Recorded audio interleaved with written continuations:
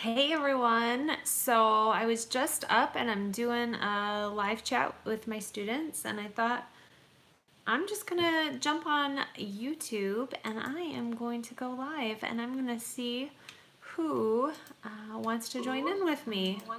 Oops, getting some reverberation. Hey Chris! So figured I'll answer questions for 15 minutes or so and just see what you guys can throw at me. I'm always amazed by what you guys come up with. Hey everybody. Um, hey Michelle. I think that's how you pronounce your name. So Michelle, I just was unpacking some things. I have not unpacked a lot. As you can see, this office has barely been touched since I moved into it. I've been being mom for the last couple weeks. Hey Chloe, how are you, sweetheart? Yay! That's so fun. How old is Chloe? You'll have to tell me. So today had the Mondayest of Mondays. I'm meeting with some families and, putting out fires and dealing with stuff. So, ooh, I'm freezing up. That's not good. Oh my goodness, Chloe. Tell her to send me an email, something she wants me to do a video on, and I would love to do a video just for Chloe. That would be awesome. So Kari at karinorthy.com, send it over, and I would love to do a video. Have I ever gotten injured? So I'm pretty sure I cracked or did something to my foot once. So I was moving a casket on a beer, which is the cart you move it on, and I lifted and my foot got under it and it cracked right on top. Had problems for a long time and I'm pretty sure I injured the foot. Not sure how, but I'm talking like a very long time it hurt for. And I've had a couple needle pricks, which I had to report and write down. It's one of those things when you get a needle prick or exposure, it kind of scares the crap out of you because you're really not going to know if you've been exposed to something for could be years. So you just pray and wash it out and hope for the best. Can you do a video about what I want? The Cruzy? I'm not sure if that's your name. What is it you would like a video on? You should email me. If a person has skin donation, they want an open casket. So they don't take all your skin off. The skin that they remove is tissue depth down to muscle or into muscle, and it's on typically your back and sometimes your legs and your buttocks. So it's areas you're never going to see. You will never know that the person has actually donated the skin. So you can definitely have open casket, never gonna know, no problem. Hey Teresa, thank you so much. Hey Mikey, so many highs, like holy moly, I'm a little overwhelmed. That's amazing. Are we able to go to college, do all the requirements, and only practice an embalmer? Yes. Ayo Gabby. So some states, if you're in America, like Ohio, it's a different license. You can do a funeral director license or an embalmer license, or you can do both. So it depends on your state, but you may have to go through school and do at least so many arrangements and so many of the front of the house things, and then practice just as an embalmer. So you can do just one, but you may have to do all of it for a little while. My email is Kari, K-A-R-I, at Kari Northy.com. So pretty simple. Hey from Arkansas. That is a state I have never visited. Yeah, Dennis. Dennis, you and I still owe you an email. I'm not joking, guys. Since I moved into this office, I've really been just spending time with the kids and trying to focus and getting the rest of our life situated. The next couple weeks are going to be devoted to getting my office going, diving into getting some better, not better, but bigger videos scheduled and edited. I've done some stuff like going to Crown Hill, and I have yet to edit stuff from there because it's going to take a good 5-hour block of time probably to edit that. So we're working on that. Discuss triage for the funeral industry. What do you mean by triage for the funeral industry? Yes, therapy dogs, they're a big thing, Erica. Shrouding bodies. Richard, do you mean like Muslim shrouding bodies? Not quite sure what you mean by that. Thanks, Dominique. southern and northern funeral services. So the thing is, I think there's some practices that, like typically I would equate everybody kind of having shovels and filling in a grave with a little more southern tradition, where we don't do it up here in the north as much, and I hear that it's more southern, but we still do it here. So it's not like it's just there or here. There's definitely crossover and everything, because I think there's not just things specifically for each area, but I think that some of those things a little more hands-on down south than we are up here in the northern, in, I guess, a larger percentage, if that answers your question. No, I have not been to have I been to Oklahoma? No, I have not been to Tulsa or Oklahoma. Hoping to get down. I'm gonna go next year to St. Louis for sure, and hoping to get to Texas next year and Canada. Those are kind of my goals for the next year for visits, mostly to go to more choice schools, and hopefully when I'm in the areas, maybe do some meet and greets. I'm gonna be honest, guys, about something. So people ask for meet and greets, but they make me nervous. And it's not because I'm nervous that I'm going to meet people. I'm nervous that, like, for me scheduling it and then nobody shows up. I feel like it's this, like, an ego moment, scheduling a meet and greet and then nobody comes. And I don't know. It's kind of a mental thing. I don't know. I don't know if I explain it well. So I want to meet people, but I'm worried nobody's going to come. It makes me feel like, am I somebody? And I'm not somebody. I'm just Kari, and who really wants to meet me? So I know that's jabbering about all of it. Me working a funeral, the only problem with that is privacy, and I can try one day to see how much of myself I can record going through the steps of doing a video during a day, and see if it makes for an interesting video without really showing me doing a lot, because I can't video the people, I can't video the casket, or a lot of that, so it may be a little boring for you. Yeah, my Danelle, my gravedigger friend Micah, isn't he the coolest? I'm not joking. He's just awesome. He really is. I actually texted him today about something. Yeah, I'll have to do something with him. I'll figure out another video to do with him. Secondhand wildflowers, that makes me, yes, tell her to email me. I want to hear from Chloe. That is my wish for tonight, is that Chloe will email me something she wants a video on, and I will do one just for her. If she ever wants to do an interview with me, like a little Zoom video and interview me, done. Just let me know. You can have a service and burial without pallbearers. You can just roll that church truck right out to the car, and the staff can put the person into the vehicle, and yeah, it's pretty easy. You don't have to have pallbearers. He's buried in the mountains and shrouded like the Jews, with a shroud and some face mask. Yeah, so that's basically a green burial. When somebody dies and you wrap them in like a cloth and bury them down in the ground, it's kind of what a green burial is intended. There's no embalming, there's no casket, there's no vault. They're just placed into the ground, and so that's what a green burial. So,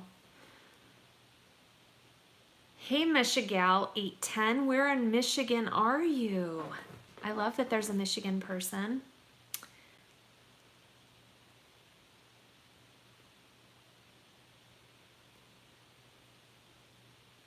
Oh, you're at a funeral home, La Cruzy, down in Mobile, Alabama. I would totally love to come visit you. That would be so fun. In Fenton, Michigan, Michigan. That's so fun. Most bones after cremation be crushed, or can the family get them back whole? This is such an interesting question, because I never would have thought a family would ever ask for cremated remains back in form, where they look like maybe a structure inside a human. And so I what I have learned is that there are actually places that have laws against this, that cremated remains must be crushed or destructured to a point that they no longer look like cremated remains, or like like a human form, or like a bone from person. And so they have to be destructed. So I guess you could always ask, and you could, see what they would do. I don't know why you would want to keep it as form, but look at all the Michigan people. I feel like maybe I've always thought that people that watch me are from far away. This is so awesome. Someone actually messaged me today and said, hey, are you ever going to do a meet and greet in like Kalamazoo or Lansing or somewhere close? And I'm like, is anybody going to come? I say that, and you guys probably think she's being stupid, but I figure nobody watches me. I know they do. It's a kind of, when you grow up in a town of 500 people, to think that there's people that watch and are interested still blows my mind. It never will get old that it blows my mind. So Drew's asking a great question. If the family doesn't pick up the cremated remains, what happens to the remains? So crematories and funeral homes have come up with authorization forms. They now on them say, if you do not pick up the cremated remains within such and such period of time of being told your loved one is back into our care, we can then dispose of the person as we see fit. So it's basically giving authorization for the funeral home to do a common burial, to do a scattering, to do whatever they want to do with those cremated remains.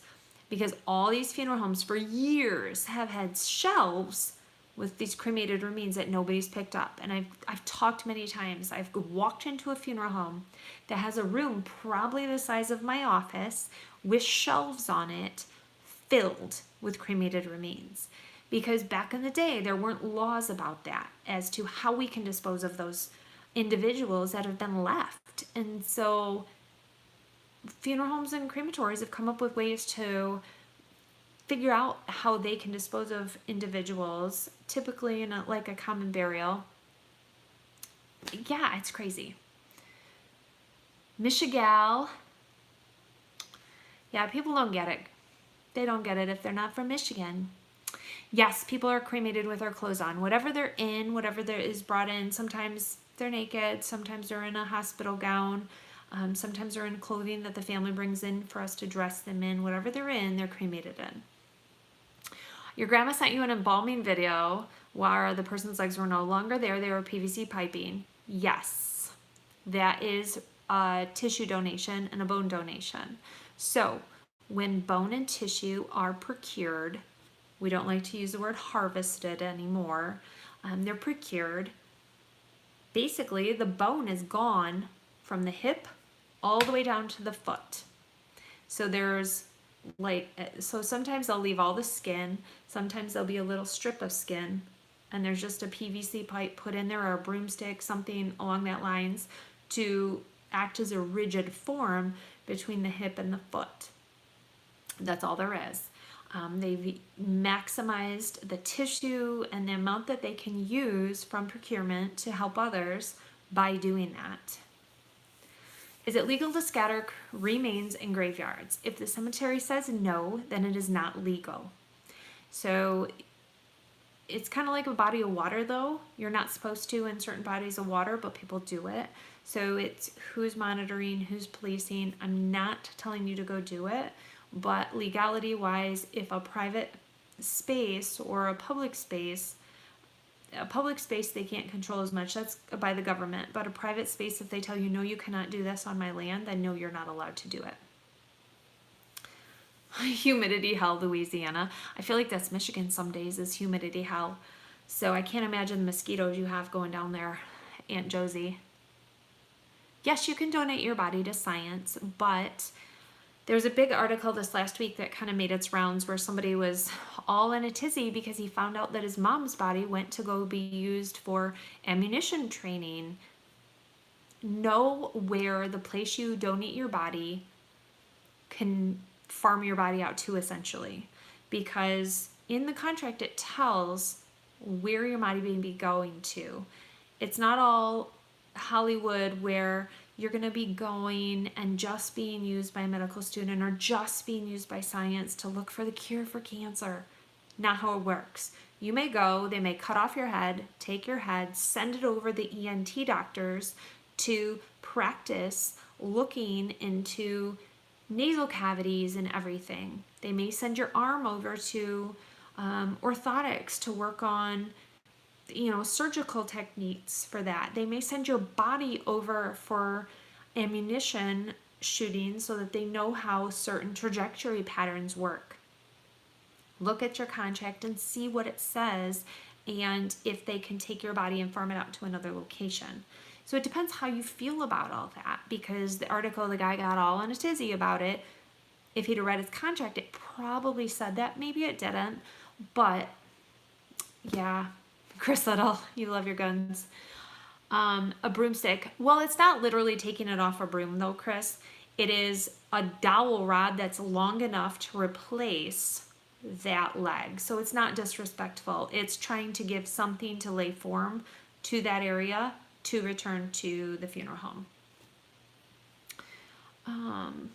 Opening my own funeral home? Never. I don't want to own a funeral home. I don't want to lock myself into that. It's not something that I dream of doing, and no. So no, I'm not an organ donor. Oh, I thought you were asking, Dominique, if I'm an organ donor. If you're an organ donor and they want to get cremated, how long does it take for the funeral home to get the body?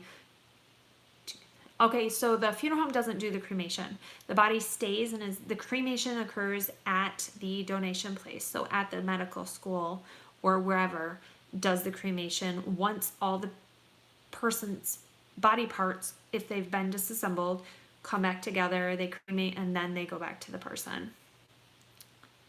Hey, Kari, contractures like elbows, how do you release them?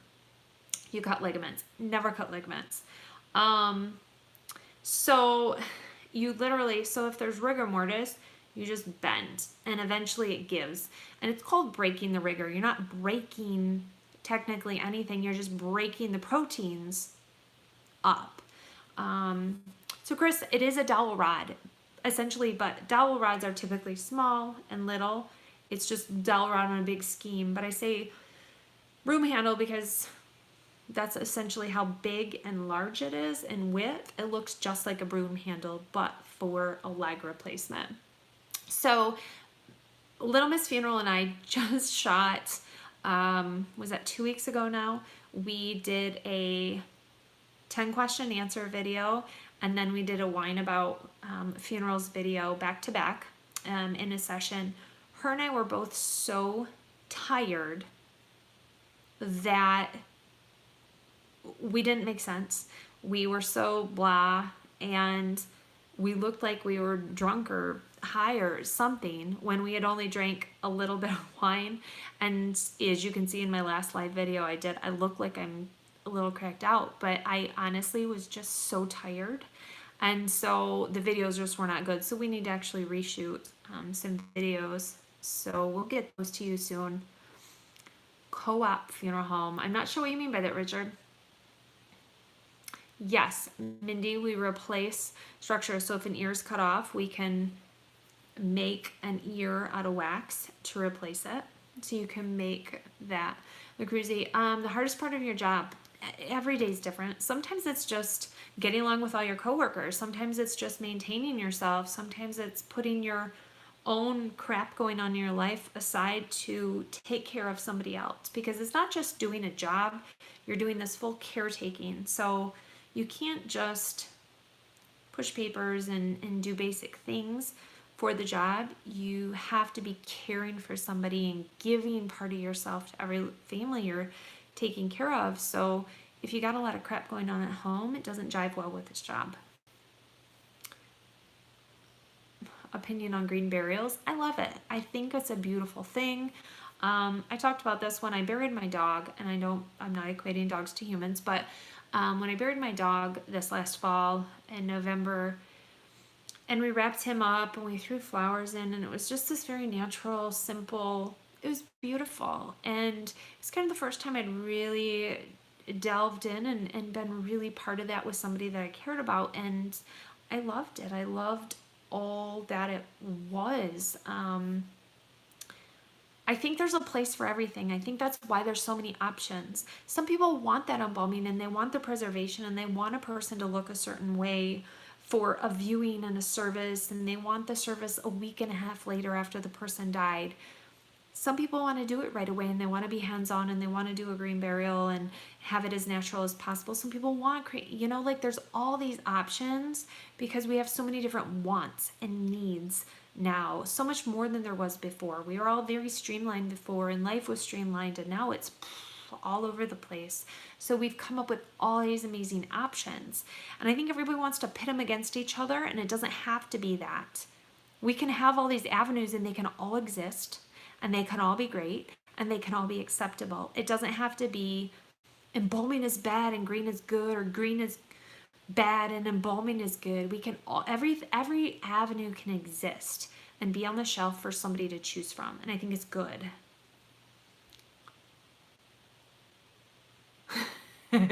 I'm so obsessed over this Chloe thing. I think it's amazing. Opening a funeral home could distribute the ownership and workload. It could, Richard. It could.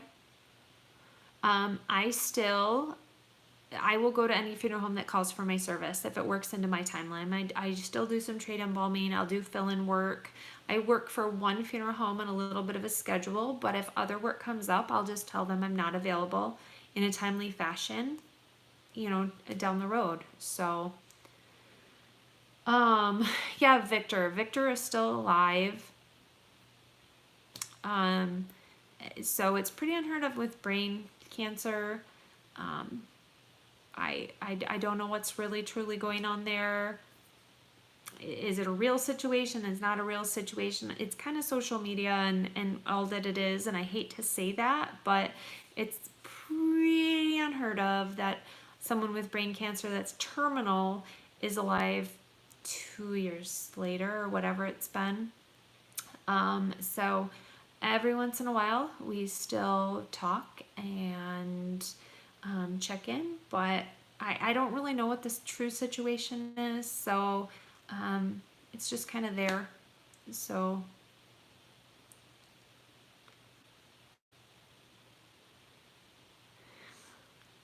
yeah. Oh, Cynthia, bless her heart, your 89-year-old mama. A dog funeral home. So there are animal crematories and animal cemeteries and things. So I don't know if it's unheard of. It's not technically, you don't embalm. It would be more of a taxidermy sort of thing. So yeah, people ask me, Danelle, about people waking up when they're on the prep table and things. But I don't know anybody that's ever happened to in America. I know you read these news stories, but this is such a small chance thing. And it's usually in places that don't have great medical care and such. So, I don't know. Do people find shop around more? Yes, people shop around. It used to be you just called your local funeral home. You weren't concerned about the price. You just went there because that's where you went. Now people will travel an hour to get $100 less cremation or service. So it's definitely something that's shopped more. You spend a lot of time giving out pricing over the phone, and people don't choose because of where they want to be. They choose because of cost more often than not. And I hate seeing that because you end up maybe somewhere that isn't caring for you the way you want to be cared for, or you can't do for your loved one the thing that you maybe want to do. So it's really hard. A trocar, Mikey. Yeah, trocars, they look bad, but they're not scary. Oh, the Cruz, you buried your little 2-year-old cousin. That's so sad. It's hard. It's so hard to care for a child within your care.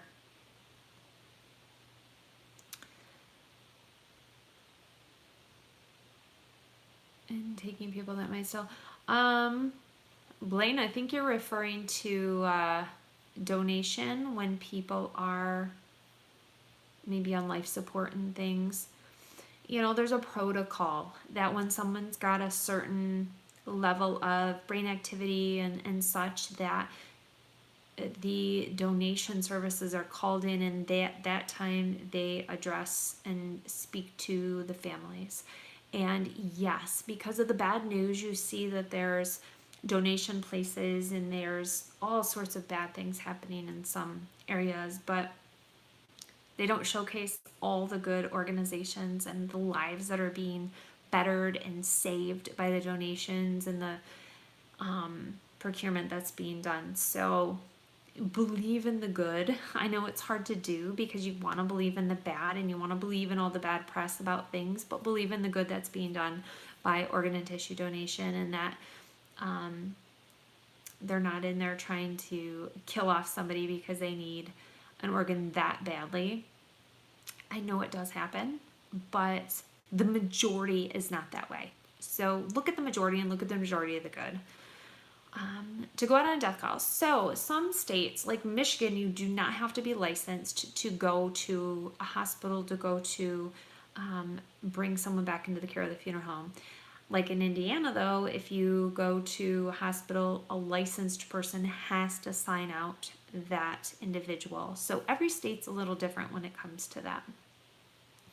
The time of death that goes on the death certificate is by either the medical examiner, the doctor who is attending the person, or a hospice doctor signs that the hospice nurse on call pronounced the person at that time.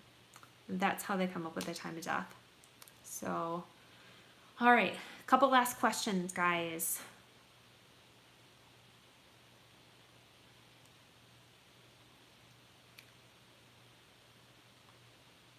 Do you ever get used to the smell of decomp? You know, not the strong, overwhelming part. It's always gonna, it kind of gags you, and you don't even, it's not about getting used to it. It's about just, it just hits a certain part of your, is it olfactory senses that just, it doesn't jive with. And so it kind of just gags you, no matter what. Okay, thanks, Drew, for sharing that. When a couple have a cremation plot for two, when the first one passes, are they placed on the left or right? So if it's one lot, that two people who are cremated, one goes to the top and one goes to the bottom. What I have found most often is the first person to die goes to the top, and the headstone will be placed kind of over them. So that way they're never disturbed and they know that where they are, and then the second person can go towards the foot end. My smell proofing techniques. You know, I have never used Vicks. I've never used any of that. After I embalm, though, I will take chloroseptic spray, which has a phenol component, put it on a Q-tip and rub it inside my nose. It kind of cauterizes off the smell and breaks it up. That I have found works really well. Are funeral homes legally obligated to accept state aid? No. Not nationwide. Michigan, you're not obligated, at least. I can't speak for every state because every state it's completely different. Some states have no state aid. Some states have several $1,000s. Some states have like 500. So it's all different across the board at every state. And no, you're not obligated to. In at least Michigan, you do not have to accept it because you're basically donating your time and your services and your merchandise when it comes to that. And I understand that there are people in need, but there's also people who take advantage of that situation, just like every program, like food stamps and WIC and everything is taken advantage of. The bad ruin it for the good. And so there's people who have just said they're not going to accept that as a payment option because it's not worth dealing with the headache of it, because sometimes the funeral home will say, we are not going to proceed with the funeral until the state authorizes their part of the payment, and they have up to 10 business days, so that's over 2 weeks. And so you have the person with you for that amount of time, and then they still want to have a viewing or they want to have whatever. And so it can just be a messy situation emotionally and time-wise and everything. It's just not a good business move in a lot of essences. But you want to take care of somebody, so it's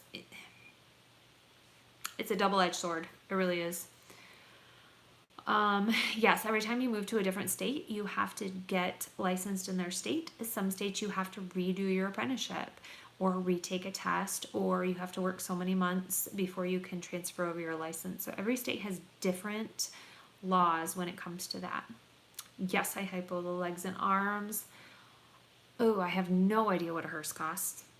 Not being a funeral homeowner, I have no idea. I'll have to look into that, Drew. Drew, aren't you in Atlanta? Are you in Georgia? Okay, one last question, guys. Who wants to post it?